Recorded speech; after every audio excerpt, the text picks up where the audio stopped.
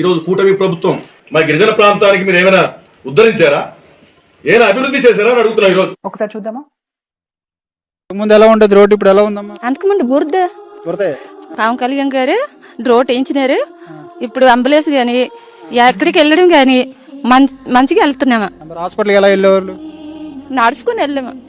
ఇప్పుడు ఇప్పుడు అంబులెన్స్లు వస్తే ఎక్కువ బాగలేకపోతే అంబులెన్స్ తోనే వెళ్తాం హాస్పిటల్. ఎలా అనిపిస్తుంది రోడ్డు? అంతకుముందు ఎలా ఉండేది, ఇప్పుడు ఎలా ఉంది? ముందు బురదలా ఉండేది, కర్రలను మోసుకొని అలాగా రోడ్డు దాకా వెళ్ళాము సార్. ఇప్పుడు పవన్గాలు చేశారు కదా, బానే ఉంది.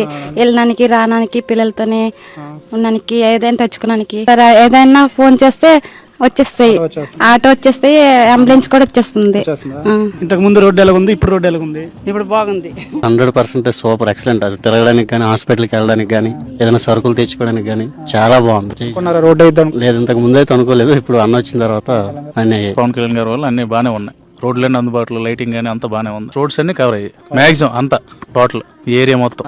ఎలా ఉండేది? అంటే దారుణంగా ఉండేది, ఎందుకంటే ఎవరు పట్టించుకునే అధికారులు లేక చాలా మేమే ఇప్పుడు పెద్దవాళ్ళు తీసుకుని ఆవుల మీద కానీ మామూలు ఎత్తుకునే కానీ తేవడం అలా జరిగింది. మాకు రోడ్లు చాలా ఇబ్బందిగా ఉండేది. ఇప్పుడు తార్ రోడ్డు అవగానే కొద్దిగా మాకు ఆరోగ్య పరిస్థితులు కానీ ఏమైనా ఎమర్జెన్సీ అయితే అందుబాటులో అంబులెన్స్ కానీ రావడానికి వీలవుతుంది. ఏమైంది మీకు?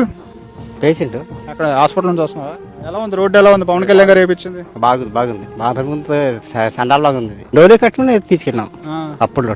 ఇప్పుడు వస్తున్నాయి, ఆటోలు వస్తున్నాయి. ఇప్పుడు బాగుంది. ఇప్పుడు హాస్పిటల్ మీద ఇదే రోడ్ మీద వెళ్తున్నా. ఈ రోడ్డు వెళ్తున్నాం. రోడ్డు బాగుంది కాబట్టి. అది రోడ్డు బాగోపోతే మరి సావడమే. ఇప్పుడు ఎంత చక్కని ఉన్నది రోడ్డు.